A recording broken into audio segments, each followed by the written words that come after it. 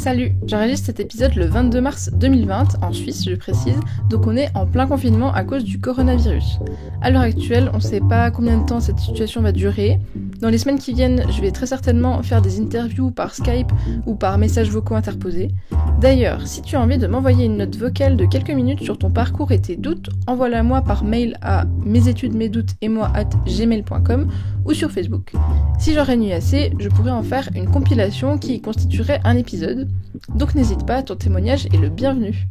Aujourd'hui est un épisode un peu particulier puisque j'ai décidé d'interroger mes parents sur leur place dans les études de leurs enfants.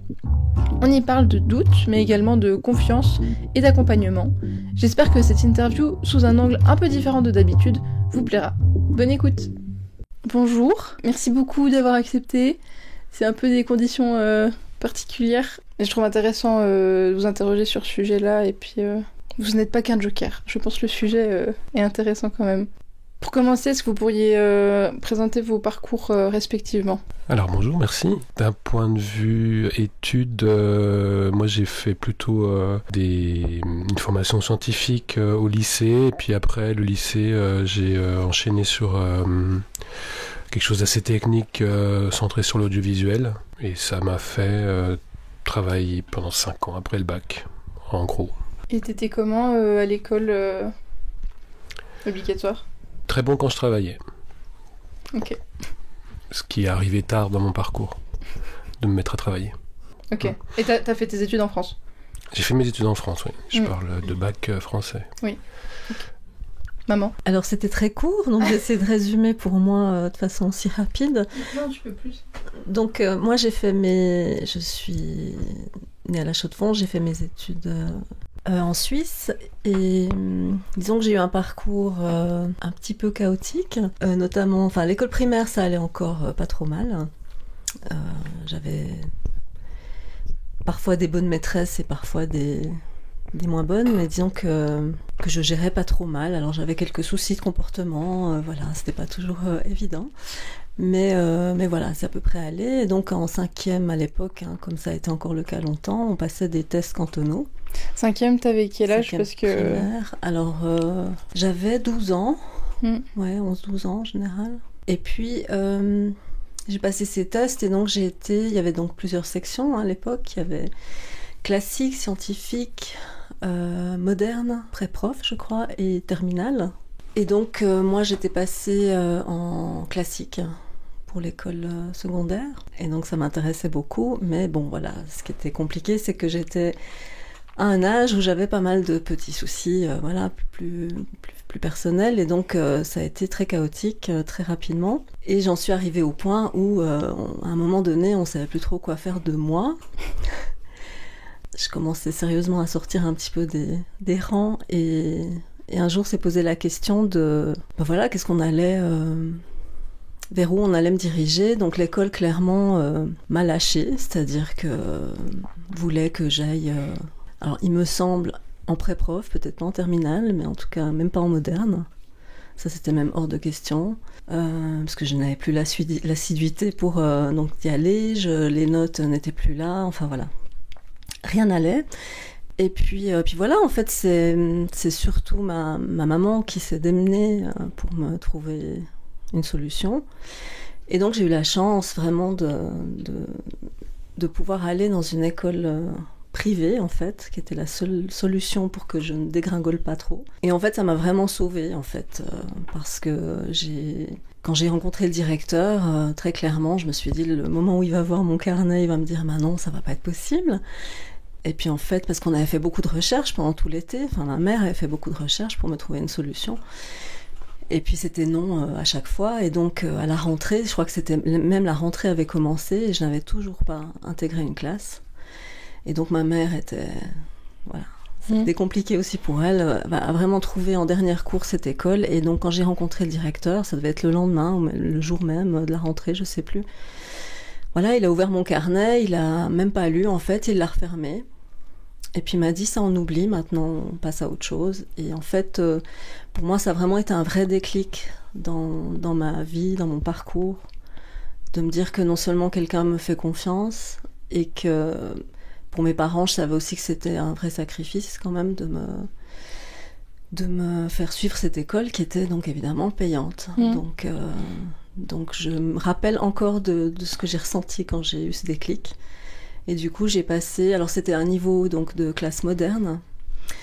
Et j'ai passé 2 années magnifiques. Enfin, je m'y plaisais, je faisais des super notes, j'adorais travailler.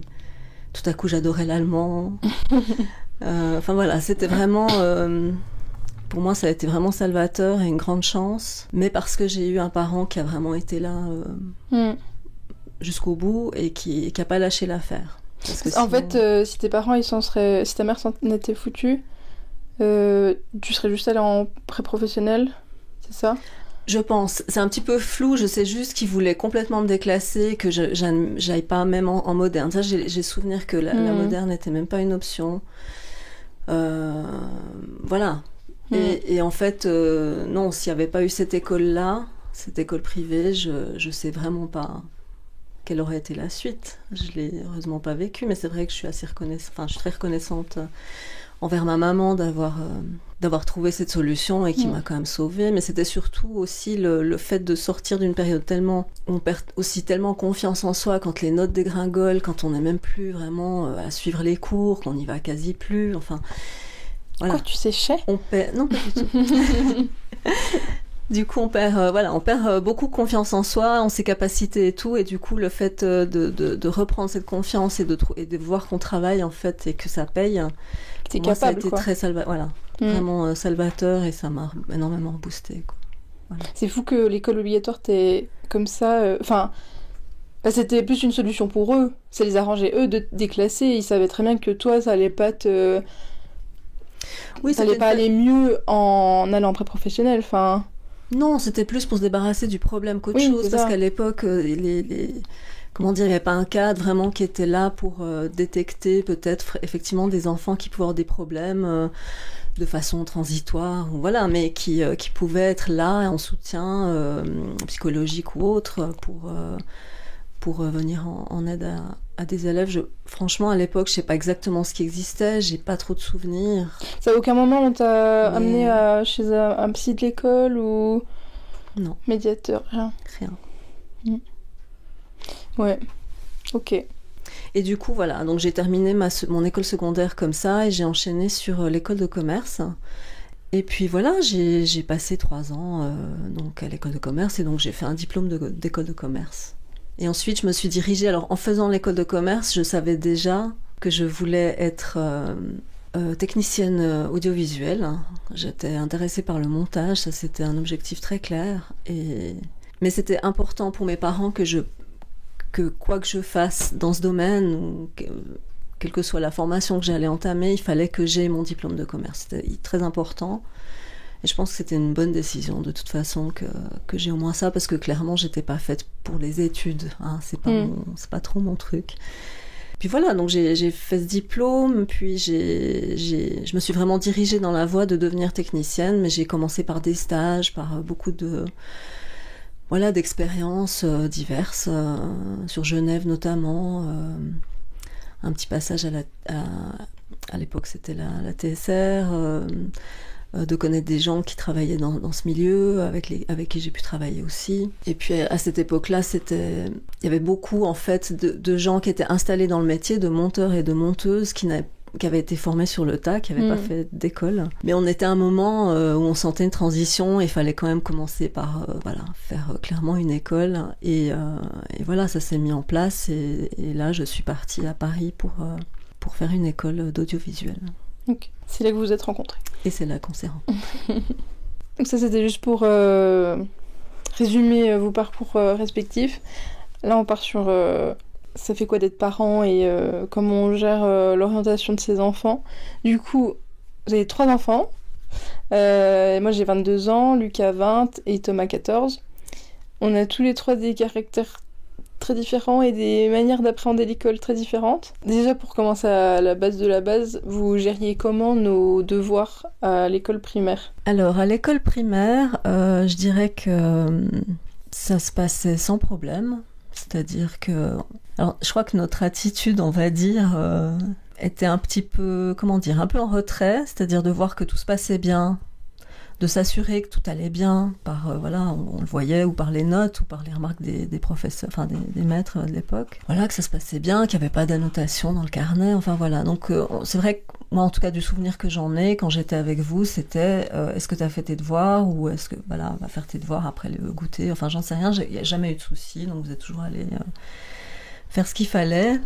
Et puis voilà, donc toujours un petit peu, un peu en retrait, mais en soutien, quoi, mais de loin, voilà. Jamais de prendre vraiment le carnet, de s'installer à côté de vous et de faire, pas du tout. En fait, ça fait partie aussi de ce que tu veux donner comme éducation à tes enfants, ce que tu veux transférer à tes enfants. Nous, ce qui a toujours été clair entre nous, c'est qu'on voulait vous donner de l'indépendance et les outils pour prendre vous-même vos propres décisions. Alors l'école primaire, c'est peut-être un peu tôt pour commencer à parler d'indépendance, mais ça part aussi de là. Il y avait aussi un contrat de confiance quelque part.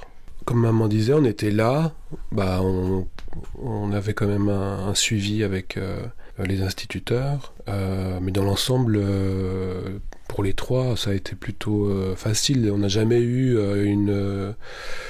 une séance ou une réunion parents-élèves dramatique où on avait des actions à mettre en place. Non, c'était plutôt... les rares choses qu'on a eu à gérer, c'est quand la relation avec l'instituteur se passait pas bien, mais dans ce genre de situation, ça correspondait à ce que nous on attendait de vous aussi. C'était que vous ayez assez d'intelligence et d'indépendance pour voir que même les adultes, des fois... ils n'étaient pas cohérents, et ça pouvait vous atteindre, autant toi que tes frères. Voilà, ça gérait. Mais pour ce qui est du travail en lui-même, les devoirs, on n'a jamais été très objectif, très carré. Comme maman disait, on vérifiait, on vous posait la question. Et si vous nous disiez que vous aviez fait vos devoirs, on avait la naïveté de vous croire. Donc voilà, mais je pense que ça correspond aussi à ce que nous, on a eu comme parcours. Maman, elle a expliqué son parcours en primaire. Moi, j'ai pas été dans ce niveau de détail, mais pour faire vite, j'ai pas eu du tout le même sentiment vis-à-vis de l'école. Moi je suis arrivé en France à 7 ans dans un pays dont je parlais même pas la langue, et au contraire moi j'ai toujours été soutenu, porté, épaulé par le corps enseignant du début jusqu'à la fin. J'ai toujours été dans du public. J'ai fait 2 années de privé justement quand j'ai commencé à faire un petit peu d'audiovisuel, et c'est là où j'ai rencontré maman. Mais à part ces 2 années, tout mon parcours éducatif était dans le public, et j'ai toujours eu des professeurs qui se souciaient de l'élève, qui se souciaient de moi en tout cas, et puis vers qui on pouvait aller pour demander du support, de l'écoute, même si ça dépassait des fois un peu le cadre de l'école. Et puis comme tout... comme dans toute corporation, il y avait aussi des gens qui étaient un peu moins compétents, un peu moins à l'écoute. Et ces gens-là, je pense qu'on était des adolescents qui se connaissaient pas, mais qui étaient qui avaient des caractères qui se ressemblaient avec maman, parce que moi aussi j'ai des problèmes de comportement. Je pense que vous auriez été potes en secondaire. Ouais.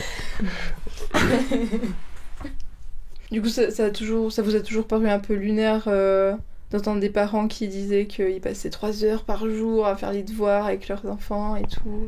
Oui, alors clairement, c'est vrai, quand on était aux soirées de parents, on apprenait énormément de choses, puisque forcément, voilà, comme je disais, on était un petit peu par retrait, pas par manque d'intérêt, mais par...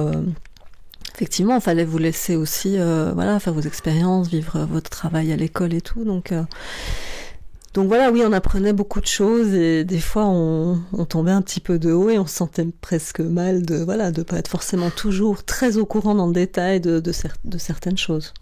Mais voilà, rien de très grave. Ce qui nous importait, c'était on avait toujours l'occasion effectivement de voir les maîtresses et maîtres en général en début d'année, et puis on faisait un petit point, et puis voilà, on voulait juste s'assurer que vous étiez bien, en fait. Je crois que c'est aussi ça qu'on mettait dans la balance, je pense, pas forcément en le sachant, mais de façon inconsciente, c'était plus votre bien-être, en fait, général, que d'axer notre nos objectifs sur des résultats scolaires, en fait. Voilà. En fait, c'était vraiment ça. Et donc ça, pour moi, en tout cas, c'est vrai que c'était aussi un signe que ça allait bien, que vous étiez bien dans votre vie de tous les jours. Ça pouvait justement se révéler dans des problèmes à l'école, éventuellement. Pas que, mais ça pouvait être un signe, voilà, qu'il pouvait y avoir un souci. Mais voilà, c'était, oui, le bien-être général, quoi, globalement. Je pense qu'on va peut-être en parler après, mais on n'a jamais eu comme objectif d'avoir des enfants universitaires. On a toujours eu comme objectif d'avoir des enfants qui soient indépendants, qui sont bien dans ce qu'ils font. Et si on avait eu un des trois qui nous avait dit à 12 ans je veux être cuistot, ça nous aurait paru tout à fait acceptable, quoi. Ensuite, en secondaire, ça a un peu changé. Comment vous avez appréhendé le fait que, globalement, on travaille pas trop et qu'on ait de moins en moins de bonnes notes? Je grossis les traits exprès. Mais... Ok. Alors effectivement, à un moment donné, c'est un petit peu changé au niveau des résultats. Alors ça n'a jamais été catastrophique, hein, ça n'a jamais été... on n'est pas passé, voilà, de, je sais pas, on va dire de 6 à 2 dans vos notes, enfin, c'était pas du tout ça. Parce que en Suisse, je sais pas si c'est des Français qui écoutent, mais en Suisse, c'est noté en gros, de 2 à 6, et la moyenne étant à 4. C'est bizarre, mais en gros, voilà. Voilà. Et donc voilà, ça n'a pas été, c'est venu progressivement, mais disons qu'en tant que parent, toujours, on essaie de revenir un petit peu à ce point de vue, on a réalisé que, on s'est dit, on a fait tout faux, puisque en fait, il n'y a pas la notion d'apprendre en fait à travailler, et du coup, on s'est dit, on est peut-être passé à côté de quelque chose, et voilà. En même temps, honnêtement, même à ce jour, ce serait à refaire, je pense pas qu'on ferait autrement. Voilà, parce que c'était aussi un choix en fait. C'est un angle de vue, c'est une façon de voir les choses, et voilà, on était convaincus, voilà, qu'il fallait quand même vous laisser vivre les choses. Et puis après, objectivement, je trouve que c'était aussi bien quelque part même de connaître un peu cette période, parce que ça vous montrait aussi les limites d'une trop grande assurance dans vos acquis et tout ça, et que de comprendre qu'à un moment donné, il faut peut-être réagir, c'était bien aussi. Mais c'est vrai qu'après, en tout cas, on s'est posé quand même quelques questions, mais je dirais pour résumer, en tout cas me concernant, c'était le souci parce qu'on a en tant que parent toujours des soucis, le souci à ce moment-là que quelque chose s'installe, en tout cas chez vous, que c'est mauvais, enfin que de moins bonnes notes s'installent, et que ça a une influence justement sur votre bien-être global, sur votre confiance en soi. Enfin, c'était un petit peu ça qui était un souci, et que malgré tout, par défaut, on se dit toujours, il faut quand même être là pour essayer de discuter, faire prendre conscience qu'il y a peut-être une réaction à avoir, et faire quelque chose pour changer tout ça. Mais il n'y a pas grand chose à faire en fait.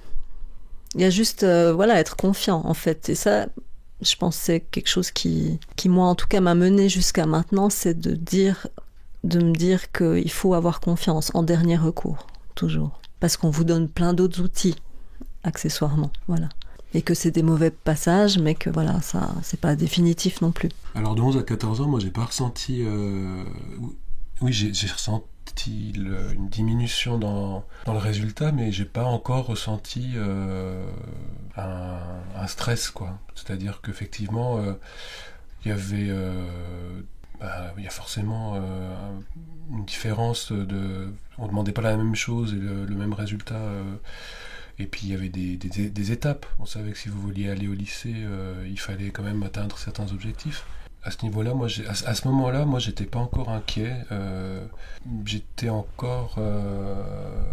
disons que si je pouvais que me comparer à mon propre parcours, et je sais que ces 4 années-là, pour moi, en ce qui me concerne, ça a été des années de surtout ne pas travailler, et réussir à passer à la limite de la limite de la limite, jusqu'à ce que, en gros, la 4e année du secondaire, je me mette vraiment à travailler 3 mois avant la fin, et que je me rends compte que pour le lycée, ce serait peut-être bien de faire quelque chose de constant tout le temps, plutôt que de mettre des bouchées doubles, voire triples.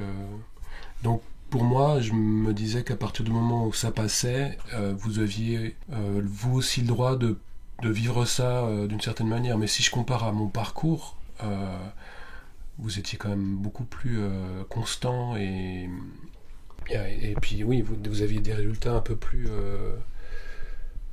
facilement que, en tout cas, ceux que moi j'avais au même âge. Donc quand même une remise en question un peu chez toi maman au début, mais après globalement vous vous êtes dit on les laisse faire et puis s'ils doivent avoir des moins bonnes notes, ben en guillemets ça leur apprend que faut un peu taffer si on veut des bons résultats. Puis... Mais c'était surtout cette conscience de dire ah oui, ben jusque-là c'est allé tout seul, on n'a pas dû vraiment apporter de l'attention et tout à coup peut-être qu'on a, voilà, est-ce qu'on est passé à côté de quelque chose. C'était un peu ça, quoi. Des questions qui viennent... Mais en même temps, encore une fois, j'aurais finalement pas fait autrement. Est-ce que pendant nos parcours, il y a un moment qui vous a marqué, que ce soit une interaction avec un prof, une discussion qu'on a eue entre nous, un déclic qu'on aurait eu individuellement et vous l'avez constaté Alors ce qui me vient tout de suite, je crois que c'était toi, quand tu es arrivé au lycée, et que tout à coup, je crois que c'est là que vraiment tu as pris conscience que, tu l'as dit, je crois, que tu savais pas travailler, et que ça a été assez fort quand même, comme, en tout cas pour toi, la façon dont tu l'as vécu.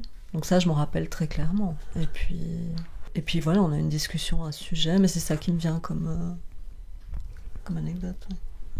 Oui, moi j'ai la même.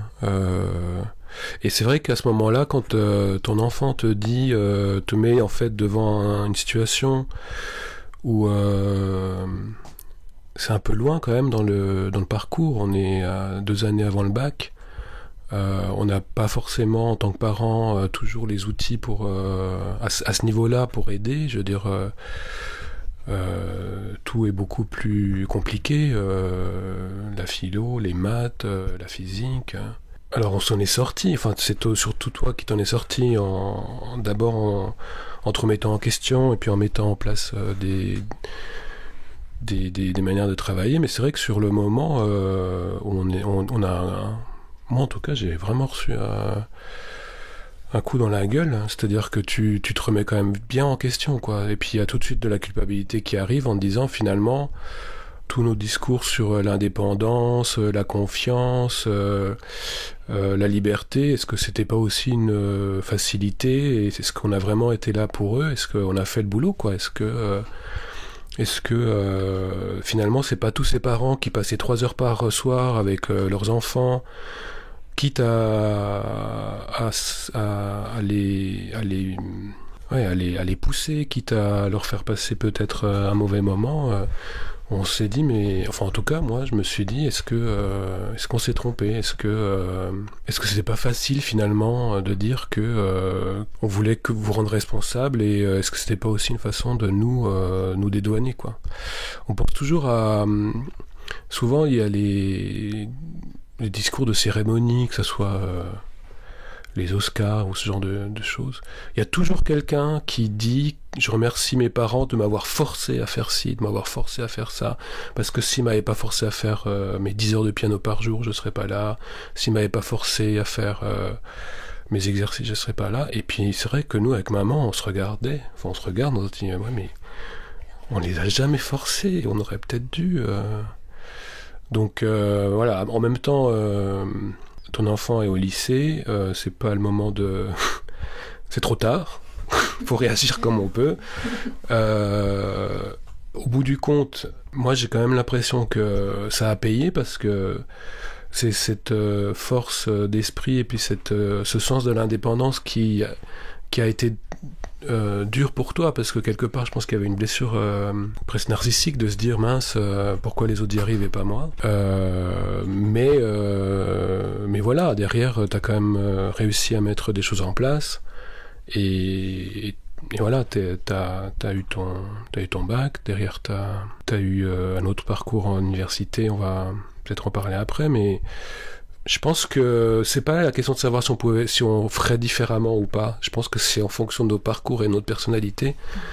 Quand t'es parent, tu fais ce que tu peux, quoi. Tu fais ce que tu peux ça nous a pas empêché avec ton frère après d'essayer de mettre en place des choses un peu plus strictes. Bon, maintenant on va faire l'allemand, 1 heure, non c'est pas possible, bon 1/2 heure, non, bon, un quart d'heure, allez, un quart d'heure tous les jours.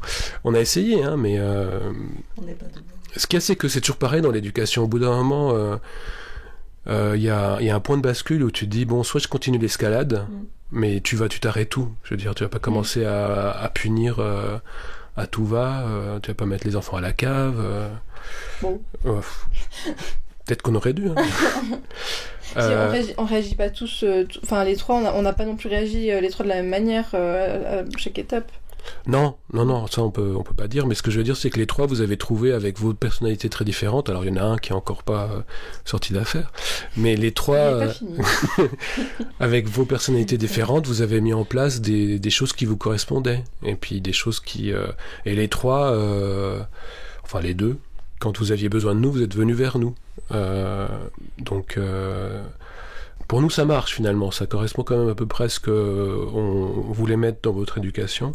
Et puis bah voilà, l'étape d'après c'est construire une vie professionnelle, et on n'est pas encore là, mais pour le moment on est plutôt satisfait de vous.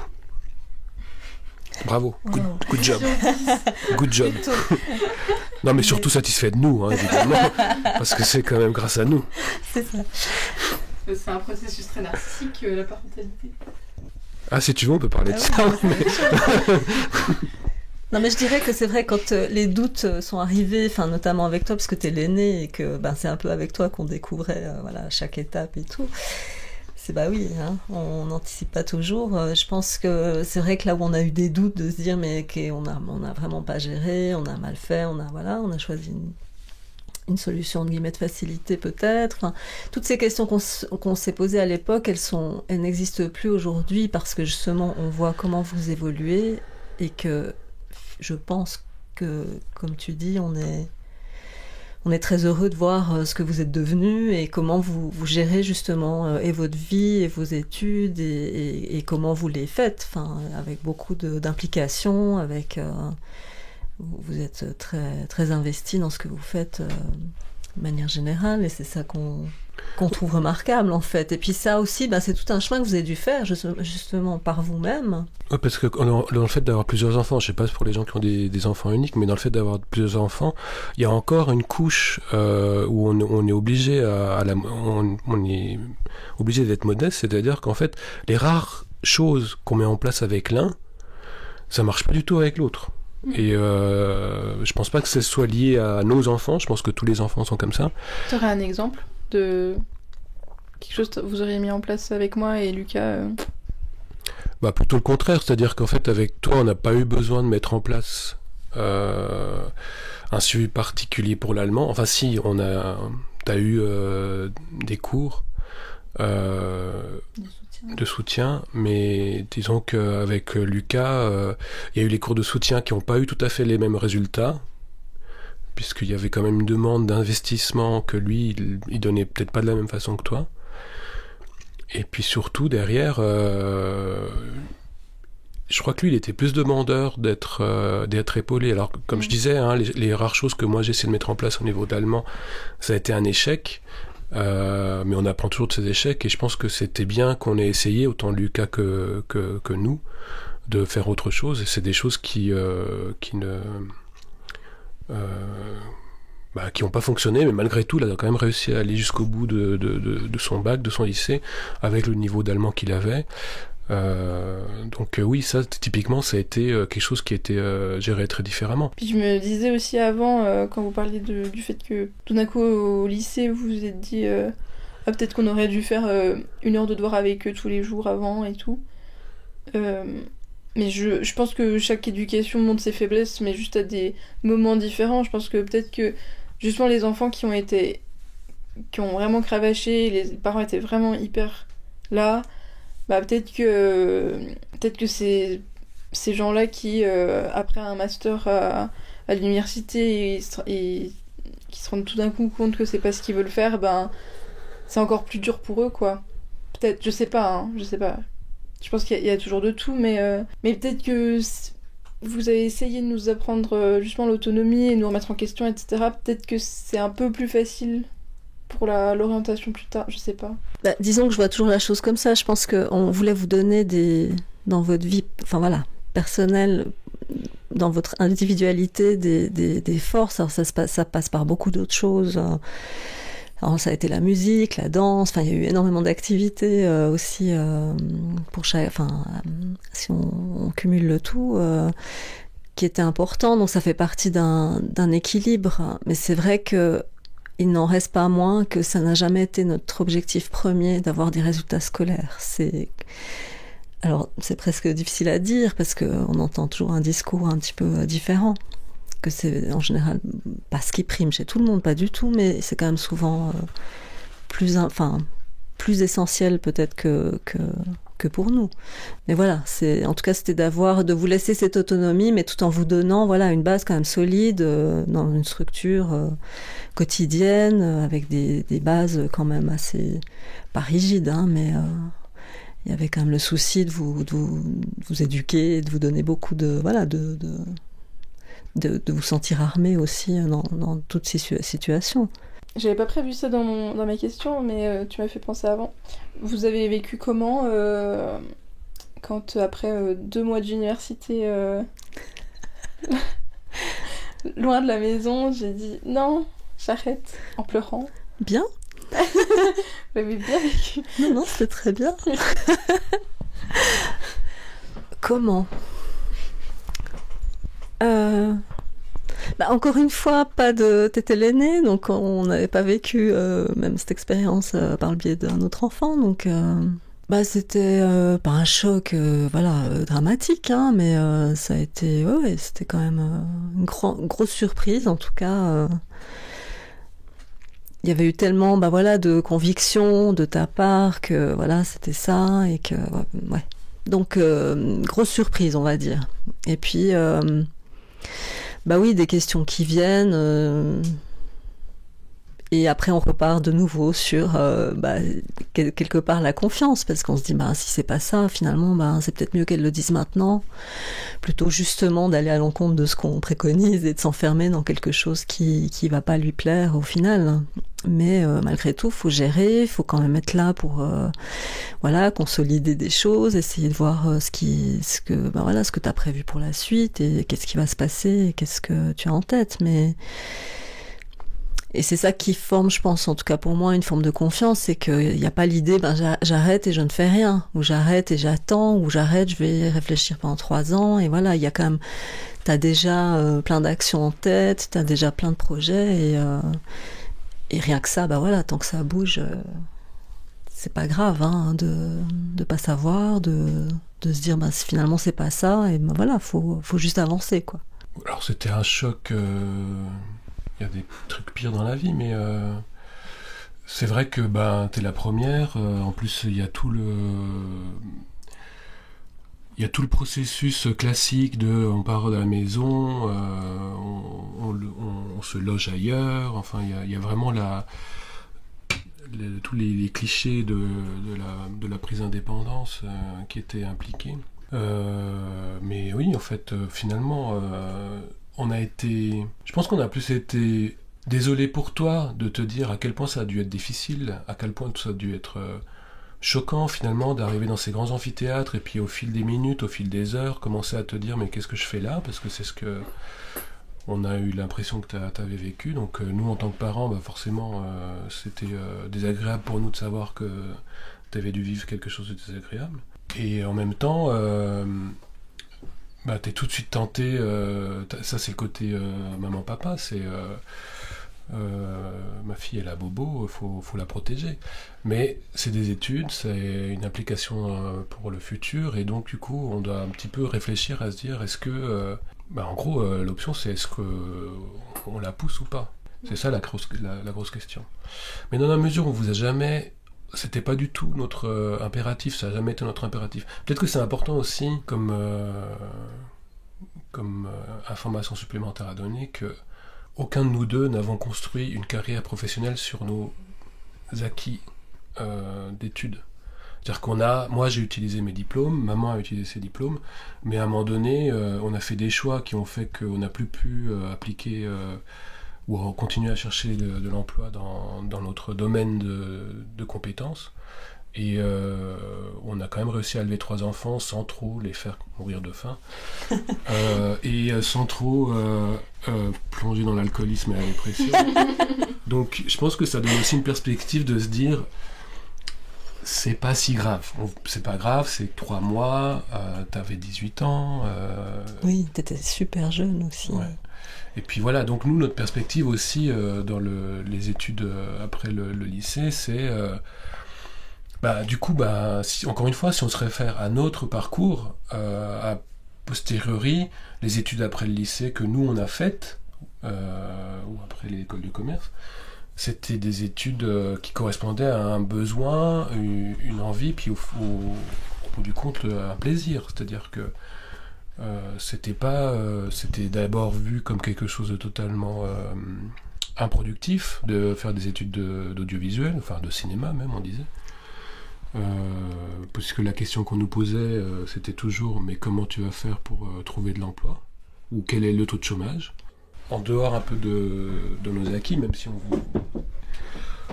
on veut pas non plus enfin tout est utile dans la vie, donc même si on n'a pas fait une carrière dans nos diplômes, on n'a pas perdu notre temps.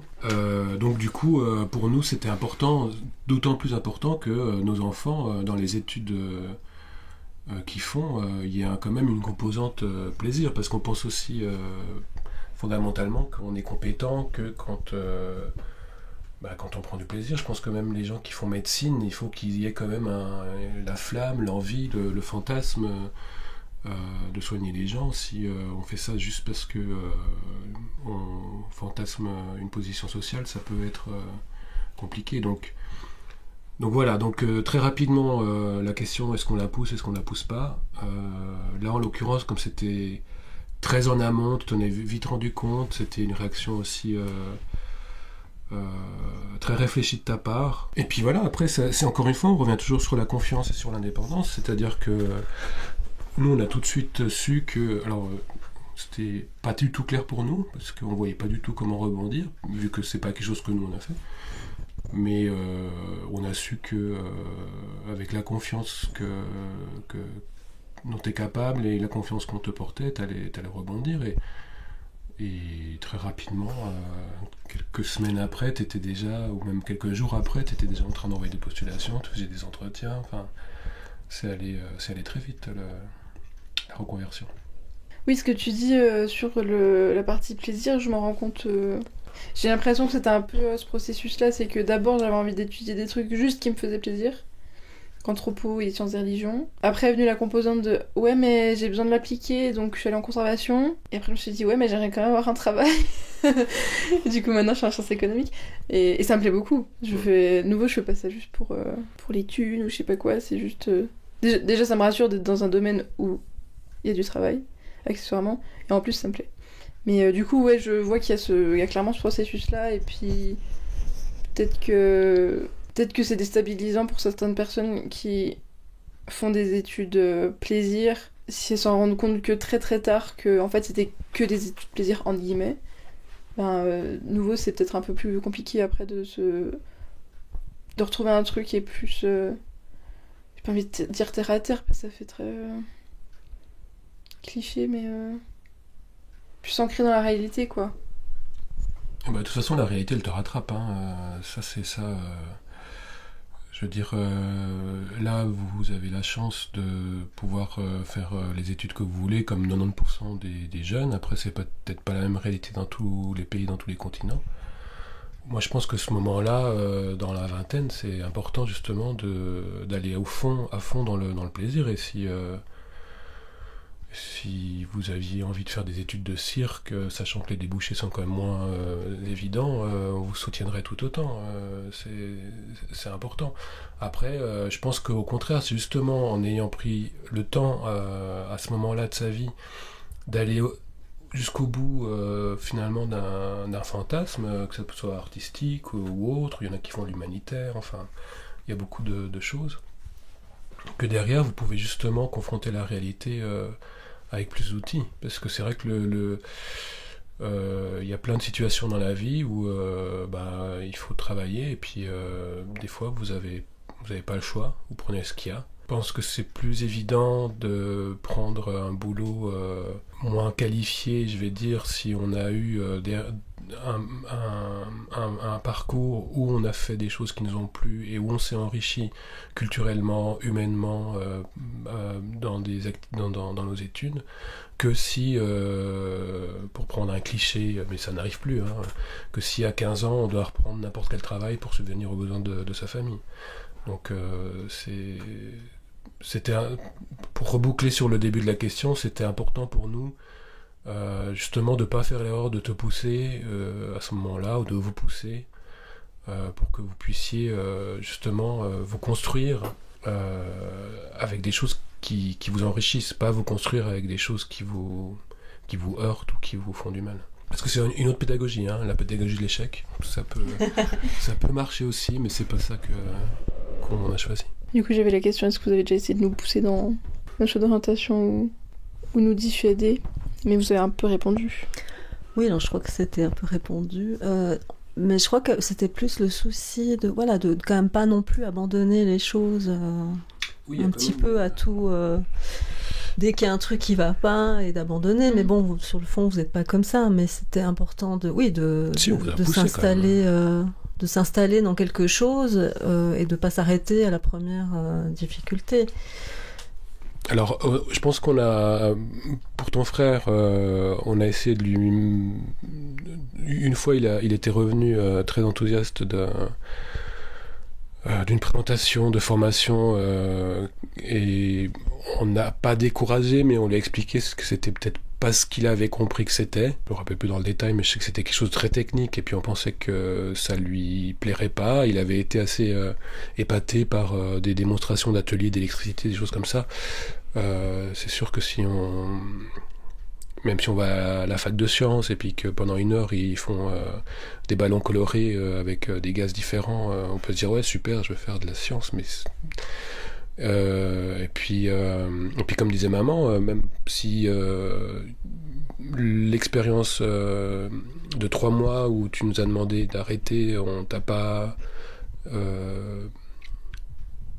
demandé, on t'a pas forcé à continuer. Après, il y a eu des moments où ça a été, il y a eu des moments de doute. Puis là, par contre, on t'a conseillé pour ton propre bien-être, d'aller jusqu'au bout, même si tu savais que c'était pas ça qui te donnerait un emploi. C'est-à-dire que nous, quand t'as fait de la conservation, on trouvait que ça te correspondait beaucoup plus, et il y a eu une période où il y avait même de l'épanouissement. Après, il se trouve que le corps enseignant, les structures correspondent pas forcément.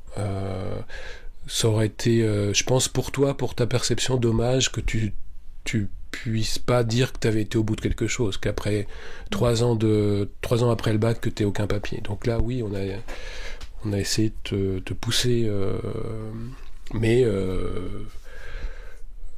si tout à coup ça avait été une souffrance terrible et que tu étais revenu tous les soirs en pleurant, on aurait peut-être revu, quoi. Ça serait arrivé si j'étais restée à la Schwark, mais j'ai eu la présence d'esprit de me casser. Mais c'était bien aussi, du coup, parce que vous m'avez poussé à finir. Vu que c'était pas possible, vraiment, psychologiquement, que je termine à la Schwark, ça m'a obligée à partir. Et du coup, j'ai étudié pendant 1 an en Suisse allemande. J'ai appris des trucs que j'aurais jamais appris autrement. Enfin, ouais. Et puis, effectivement, aujourd'hui, c'est vrai que à 22 ans, je suis contente de me dire que j'ai déjà un bachelor, quoi. Au moins. Et que je peux encore l'utiliser, et que, voilà. C'est rassurant quand tu continues dans les études de dire que tu as quand même un papier. Ça, c'est un enrichissement qu'on pourra jamais t'enlever. C'est pas parce que tu travailleras jamais peut-être avec ton bachelor que tu l'as pas et que t'as pas fait ce qu'il fallait pour l'avoir. Donc c'est ça dont je parlais avant, c'est-à-dire que y a cette composante de plaisir, c'est aussi une composante de construction de ta personnalité, de la confiance en toi. Donc oui, là, on aurait été un peu plus triste que tu ailles pas jusqu'au bout, surtout qu'en plus c'était quasiment au-delà de la moitié. c'est pas pareil que d'arrêter au bout de 2-3 mois quelque chose. Je pense que je connais déjà la réponse, mais est-ce que vous vous êtes déjà projeté dans le futur en espérant qu'on ait un métier en particulier, même sans le vouloir? Mais alors très sincèrement, mais pas du tout. Je crois que j'ai jamais... Disons que alors jamais, je me suis jamais dit, il faudrait qu'il soit ci ou ça, mais enfin, ça m'a jamais traversé l'esprit. Par contre, de me dire, tiens, par rapport à comment je le perçois, qu'est-ce qui peut-être pourrait lui correspondre, que ce soit toi ou tes frères, a pu me traverser l'esprit, parce qu'on parle quand même, vous êtes tous à des stades différents aujourd'hui, 14, 20, 22 ans, mais on en parle quand même régulièrement des métiers, de la vie, de la société, enfin... Ça revient souvent, donc du coup on peut frôler quand même le sujet justement, est-ce que tu te projettes dans quelque chose, qu'est-ce que tu vois pour la suite et tout, mais c'est vrai que l'école presse énormément, sans nous, sans notre aide, les enfants à déjà prendre des décisions et exprimer déjà clairement ce qu'ils souhaitent faire ou pas, enfin, mais non, j'ai jamais, en tout cas, projeté quelque chose, un fantasme de métier sur aucun de vous. À part l'exemple que j'ai dit avant, où on a un petit peu essayé de dissuader ton frère sur une voie qui nous paraissait peut-être pas... C'est pas qu'on a voulu le dissuader, c'est qu'on lui a donné des informations qu'il n'avait pas. Et je pense que s'il avait quand même choisi d'y aller, on l'aurait laissé aller. Mais même le bac, pour nous, ça n'a jamais été un objectif. Encore une fois, on aurait été ravis que vous nous disiez que la menuiserie, c'est votre vie, ou que vous vouliez faire autre chose, quoi. Encore une fois, comme nous, on n'a pas construit une carrière professionnelle sur nos acquis, ce qu'on vous souhaite, c'est de vous construire personnellement, et il se trouve que dans nos sociétés les études sont utiles pour ça, donc mais non, moi je me suis jamais dit j'aimerais bien qu'il soit avocat, ou enfin si, l'un des trois qui ferait bien d'être avocat, mais pour d'autres raisons, ou médecin, ou ce genre de choses. C'est vrai qu'il y a un côté un peu utilitariste de se dire si ils veulent faire de l'audiovisuel, peut-être que notre parcours peut être utile parce qu'on connaît 2-3 trucs. C'est ça, enfin, mais sinon non, j'ai jamais eu une vision particulière pour aucun des trois. Mais moi, ce que je ressens en tant que parent, et évidemment chaque génération a ses combats, ses particularités, c'est que vous êtes déjà très différents de nous, au même âge. Les parents, à notre époque, comme on dit, avaient déjà une autre structure, projetaient les choses différemment, donc effectivement on reproduit un petit peu ce qu'on a connu, et on est sur des schémas mais qui honnêtement n'existent plus. Vous vous projetez plus de la même manière dans la société, vous voyez la société de façon très très différente de nous quand on avait le même âge. Enfin, il y a énormément de choses aussi qu'on doit assimiler, parce qu'être parent, c'est apprendre tous les jours aussi, et puis être confronté à des choses très concrètes, et puis ça, je pense que ça nous demande aussi beaucoup de réflexion et à les prendre en compte dans votre parcours. Et puis vous êtes sur une autre temporalité aussi, j'ai l'impression. Vous êtes aussi sur des projections multiples, enfin de métiers multiples même, de métiers... un mode de vie qui n'est pas du tout celui qu'on a connu. Donc tout ça, on doit en tenir compte aussi, et quelque part vous faire ce que vous avez à vivre avec votre génération, en fait. Donc voilà. Enfin, je trouve que c'est important aussi d'avoir ces réflexions-là, et de ne pas être toujours... un peu structuré comme on nous a structuré. Alors, j'ai mis ces questions, je sais pas si elles sont bizarres ou pas. En tant que parent, vous avez découvert quelle aptitude? Toujours dans le cadre de la scolarité, etc. Je vais laisser papa répondre. En fait, quand tu deviens parent, tu découvres beaucoup de choses. Malheureusement, c'est pas des aptitudes. C'est tes limites, surtout. Tu découvres beaucoup de tes limites. Très vite. Très vite. Mais c'est intéressant, à part ça, c'est étonnant, parce que Je pense que c'est pas par hasard qu'il y a autant de couples qui explosent après la naissance du premier enfant. Ah bon, il y en a ? Dans les 2 premières années, il y a, moi il me semble. Okay.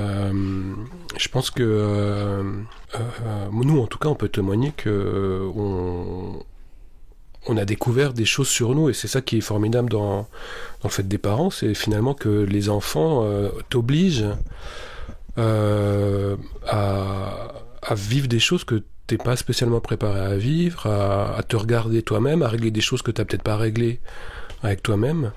Et en tout cas, moi, ça m'a plus fait découvrir des limites en tant que sur ma communication, sur mon degré de patience, puis c'est terrible. On dit qu'on vous fait confiance et puis qu'on veut vous donner. On a toujours voulu vous donner la liberté, mais c'est une souffrance terrible. Mais c'est horrible de se dire, allez maintenant, ta fille, elle a 10 ans, elle peut aller à l'école toute seule sans que tu la tiennes par la main pour traverser au rond-point. Mais c'est horrible, là, tu te rends pas compte.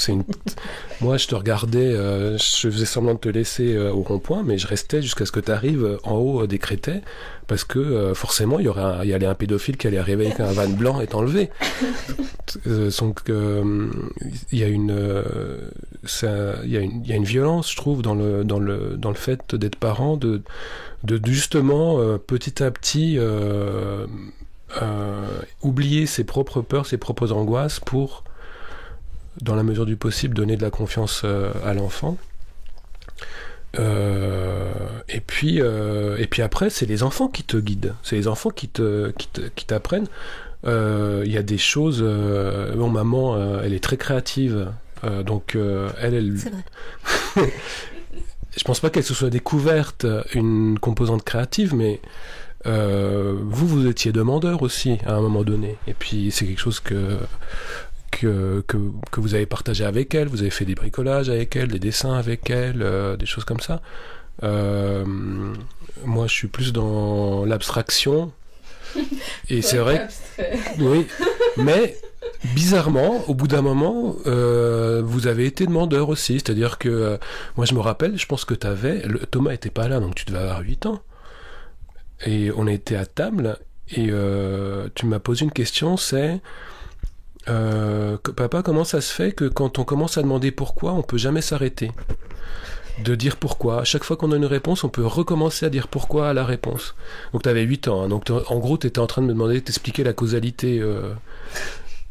Je crois que c'est Aristote qui a développé ça, mais du coup tu te dis bon bah c'est comme comment on fait les bébés, je vais répondre une connerie et puis on va passer à autre chose. Et puis je pense ça arrivait souvent qu'on reste longtemps à table sur des questions très abstraites. Autant toi que ton frère, vous étiez très demandeurs sur la morale, l'éthique, l'univers, le sens de la vie, la mort. C'est un peu tous les enfants, ça. Oui. Enfin, il y a toujours des. Oui, mais c'est pas des discussions. Je pense que j'ai jamais eu une discussion sur la causalité avec quelqu'un, et avant, j'avais jamais eu de discussion sur la causalité. Donc c'est ça que ça m'a apporté. Je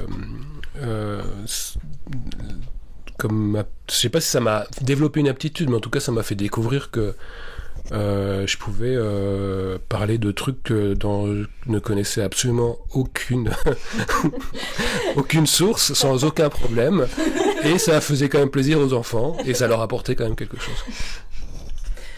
Arnaqueur professionnel. Voilà, je me suis rendu compte que je pouvais être un arnaqueur professionnel. Merci les enfants. Oui, d'aptitude, oui, on doit être plus pointu dans certaines choses, alors t'arrives à organiser des choses incroyables, tu es capable de faire... des chasses au trésor. Des chasses au trésor, des dragons papier-mâché, Non, enfin voilà, ça te pousse effectivement à faire des choses que dans d'autres situations, évidemment, tu ne ferais pas, et c'est toute la richesse de l'aventure, quoi. On revient plus au système scolaire de manière générale. Il y a quoi qui a changé entre votre époque et la nôtre, vous trouvez, à l'école ? Alors moi, je peux pas du tout répondre à la question, parce que moi, ce qui a changé, c'est que j'ai été éduqué en France avec des réalités que vous connaissez pas du tout. C'est-à-dire que moi, la première fois que j'ai commencé à travailler avec les maths avec toi, je t'ai demandé où était le cours. Parce que tu m'as fait chier. Et il m'a fallu beaucoup de temps pour comprendre. Et aujourd'hui encore. Il m'a fallu beaucoup de temps pour comprendre que vous faisiez que des exercices en classe. Alors que nous, en tout cas à mon époque, on ne faisait aucun exercice. On avait le cours, on recopiait le tableau. En gros, le prof écrivait le cours au tableau et on recopiait le tableau. On avait des exercices à faire à la maison. Et quand on revenait le lendemain, on corrigeait l'exercice qu'on avait fait à la maison. Ça prenait 10 minutes, un quart d'heure. Et hop, on recommençait. Mais on ne faisait jamais d'exercice en classe. Donc, alors après, il y a le pour et le contre, mais moi, j'avais pas du tout de système de comparaison. Et en gros, l'éducation en France, en tout cas de mon temps, c'était ça, jusque 14, 15 ans, ça se résumait en gros à recopier le tableau. Pour toutes les matières. Sauf les langues vivantes où là on devait un peu écouter, puis il y avait un peu quelque chose d'interactif qui se mettait en place. La prof en allemand, elle posait des questions et puis on devait essayer de répondre. Enfin, j'avais une prof comme ça, j'avais un prof qui s'écoutait parler et puis qui de temps en temps s'endormait. Mais il n'y avait pas de... Il y avait quand même beaucoup de choses très différentes. La structure de la journée, je veux dire, nous on avait 8 heures de cours par jour. En France, l'éducation nationale est aussi une structure d'accueil et presque de garderie. Il y a la cantine à midi, l'étude surveillée après. On peut vraiment laisser son enfant de 8h à 18h tous les jours au sein de l'éducation nationale, ce qui n'est pas du tout le cas en Suisse. Ça structure une société différemment, ça structure... la place de la femme aussi différemment, mais donc moi j'avais pas du tout de comparaison possible, et j'ai essayé vous m'avez surtout demandé de vous aider en maths, ce que vous avez regretté amèrement, mais là où j'ai pu un peu vous aider en maths, ça a été difficile pour moi de comprendre comment ça fonctionnait. Alors les souvenirs sont très lointains parce que je suis âgée. Bon, tu disais déjà, oui, tu es âgée. Non, mais tu disais déjà avant l'encadrement, t'as l'impression que c'est quand même un petit peu différent. Oui, au niveau de l'encadrement, enfin, je pense qu'il y a des soucis qui ont été pris en charge et qui n'étaient pas à l'époque. Alors, je crois qu'il y avait des psys scolaires quand même à l'époque. Enfin bref, mais je vois qu'aujourd'hui, il me semble que il y a toujours un répondant pour chaque cas, chaque souci. Enfin, il y a beaucoup de choses qui ont été améliorées, mises en place, qui n'existaient tout simplement pas à l'époque. Après, dans le rythme de travail, les horaires, etc., c'est quand même assez ressemblant. Évidemment que le système a bien évolué. On ne comprend plus rien. Voilà, des fois, on n'arrive plus trop à suivre. Mais on suit, quoi, il faut bien. Et puis voilà, avec 3 enfants, déjà, nous, on voit... Toi, tu n'as pas connu la même chose que connaît notre petit dernier, qui est encore à l'école obligatoire. Enfin voilà, il y a énormément de changements et on peut avoir son avis dessus. On est obligé un petit peu de suivre, voilà. Mais je dirais que c'est beaucoup de structures qui n'existaient pas, et tant mieux. Mais voilà. Est-ce que vous avez des reproches à faire au système scolaire, de manière générale, de ce que vous en percevez en tant que parent ? Moi, oui.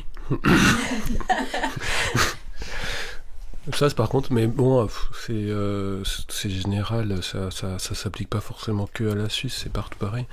Moi, j'ai un gros problème, mais ça vient de mon enfance, c'est que par nature, j'ai toujours eu un problème avec l'autorité. Je trouve pas que c'est dans les sociétés ou dans l'évolution de l'histoire qui correspond à l'humanité, c'est des structures qui sont vieilles, qui devraient évoluer différemment. Et autant quand j'étais, moi, élève, que en tant que parent d'élève, j'ai toujours un problème avec l'amalgame que le corps professoral peut faire entre la performance et la valeur.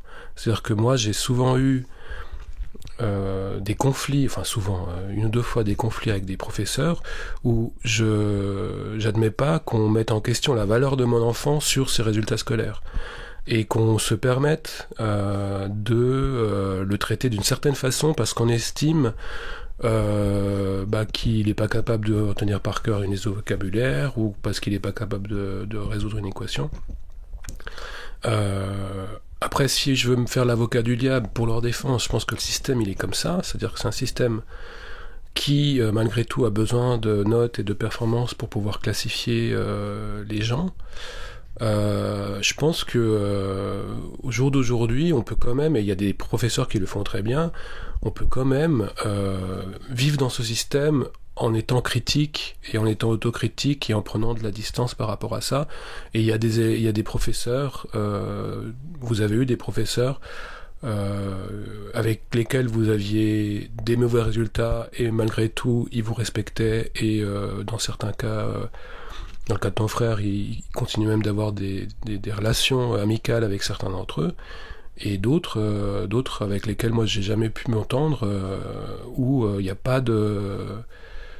Il n'y a rien d'autre. C'est-à-dire qu'à partir du moment où vous êtes sujet de frustration pour eux, forcément ils ont l'autorité et la légitimité de pas vous respecter. Et ça j'ai beaucoup de mal. Mais ça peut s'étendre à plein d'autres secteurs de la société. Et je sais que moi je me rappellerai toujours la première fois que je t'ai amené en école secondaire justement. Le directeur a axé tout son discours d'accueil sur le respect. Et ça m'avait révolté parce que il faisait un détournement de vocabulaire total, parce qu'en fait, en gros, le respect, c'était ce qui était dû au professeur. Et il a fait une demi-heure de discours là-dessus, et c'est quelque chose qui est tellement rabâché et répété que finalement, ça prend valeur de vérité. Et je me rappelle que je t'avais dit, mais écoute, Laura, tu ne dois respect à personne. Le respect, ça se gagne. C'est pas un dû. Tu ne dois de respect, surtout en plus à l'école, quoi. C'est-à-dire que quand on sait dans l'extrême précarité dans laquelle on laisse ses enfants à des adultes qu'on ne connaît pas et qui, pour la plupart, légitiment encore aujourd'hui les violences physiques, moi je ne peux pas accepter qu'un directeur d'école, le jour où il accueille les élèves et les parents, axe tout son discours sur le respect qu'on doit aux professeurs. C'est-à-dire, si tu veux axer ton magistère sur le respect, c'est très bien, mais commence par dire que le respect, c'est quelque chose qui est partagé, qu'on doit autant respecter les élèves que les élèves doivent respecter le professeur. Et c'était pas du tout dans ce sens-là que le discours allait, et ça m'est souvent arrivé quand même d'être à contre-courant dans ce que je vous disais. Typiquement, cette séance, tous les parents ont applaudi des deux mains. Mais c'est vrai que c'est quelque chose que je pourrais répéter encore aujourd'hui à tes frères si j'entendais ce genre de discours. C'est un truc qui est assez récurrent en école secondaire. On le voit, je trouve qu'on le voit même avec Thomas, ce qu'il nous raconte, c'est que les professeurs respectent assez peu les élèves. T'es pas d'accord, maman ? Non, mais il fait mention que ça arrive, effectivement. On va pas faire un amalgame, une globalité, mais c'est vrai que ça peut arriver. Après, encore une fois, c'est partout dans la société, on retrouve ce genre de choses. Mais c'est vrai qu'après, eux ont moins d'armes, on va dire, ou de moyens de se dépatouiller quand il y a des situations un petit peu plus difficiles. Non, c'est juste, ça me faisait penser à ma secondaire à moi, où... Typiquement, je savais pas qu'il avait fait ce discours de directeur, mais ça m'étonne pas du tout, parce que on a bien pu remarquer après que effectivement on lui devait respect, mais alors à nous, il y avait pas besoin.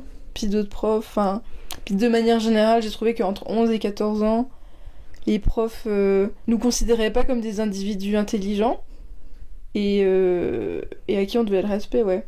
Puis on est très souvent, on prend pas nos avis comme étant importants, ouais. Oui, ça ressort, c'est vrai, assez souvent, mais après, c'est vrai qu'en tant que parent, c'est vrai qu'on n'a pas tellement non plus de lien, en fait, avec l'école. à part ces soirées de parents, ces rencontres, voilà, c'est assez rapide avec la titulaire de classe, le titulaire de classe, on discute un petit peu de, voilà, si tout se passe bien, si, voilà, mais ça reste assez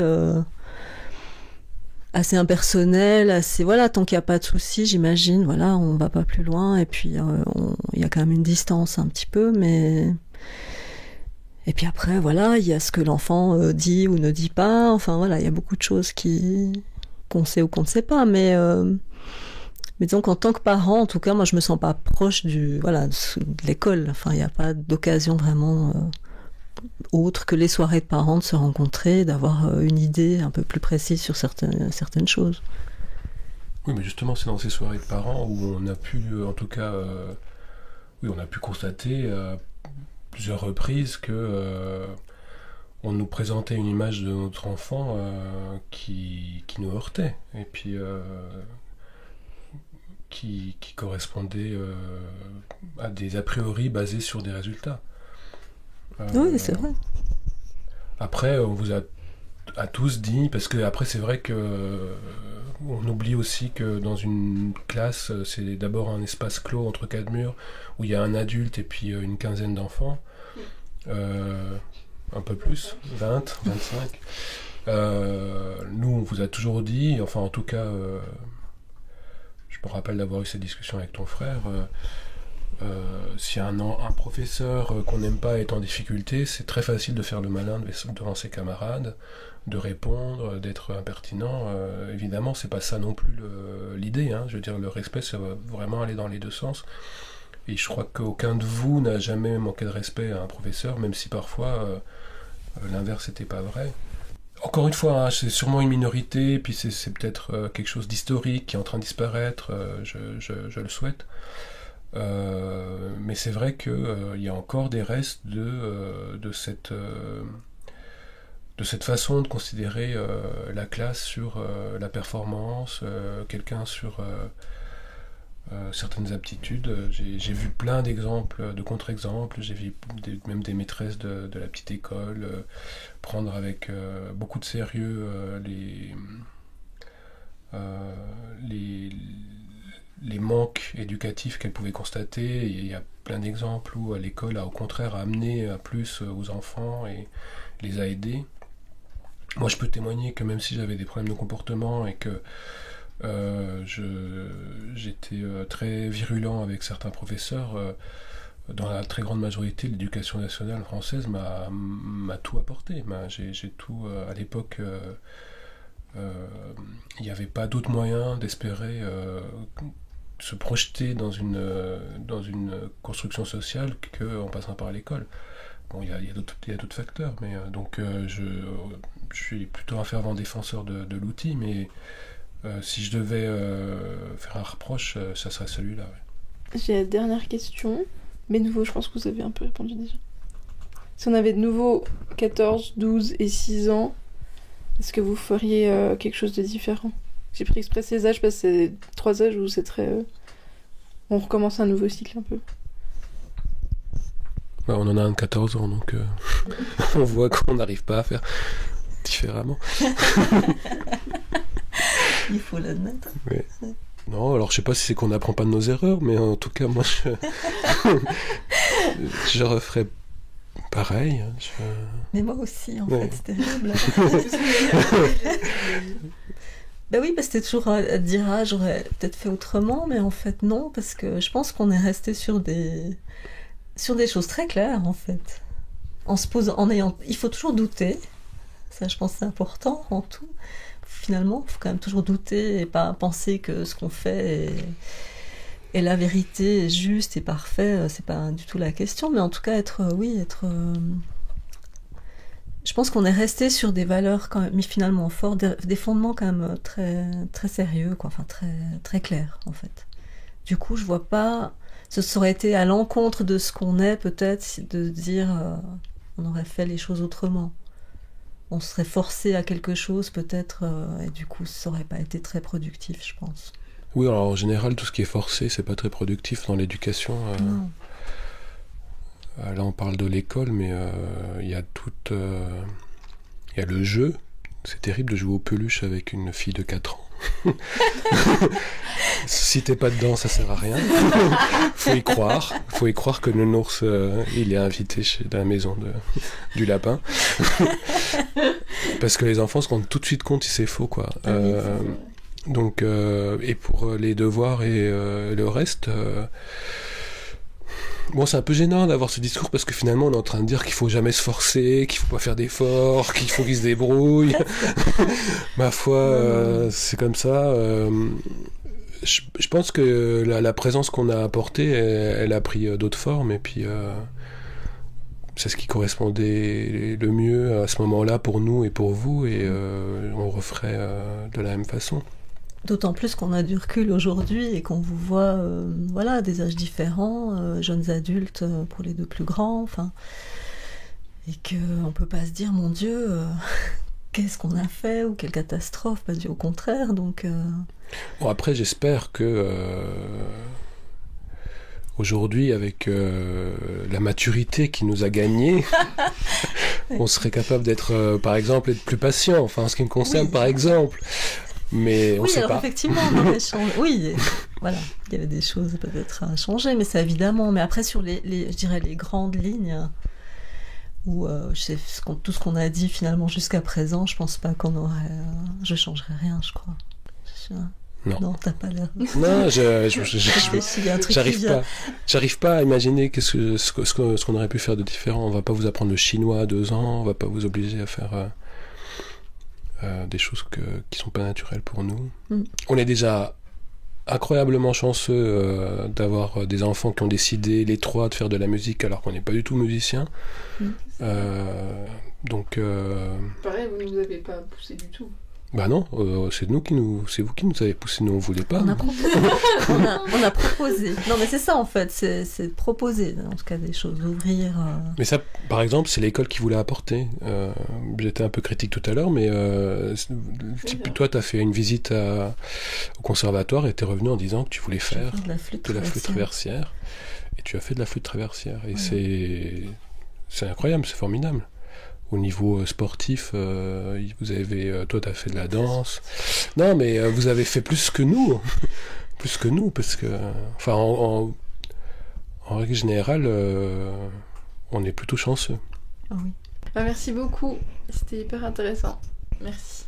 Merci beaucoup d'avoir écouté cet épisode, j'espère qu'il t'a plu. Si c'est le cas, tu peux t'abonner pour ne rater aucun épisode. Si tu veux m'écrire, tu peux laisser un commentaire sur YouTube, m'envoyer un message sur Instagram ou Facebook, ou à l'adresse mail mesetudesmesdoutes-et-moi@gmail.com, tout attaché. Rendez-vous dans 15 jours pour le prochain épisode. Salut!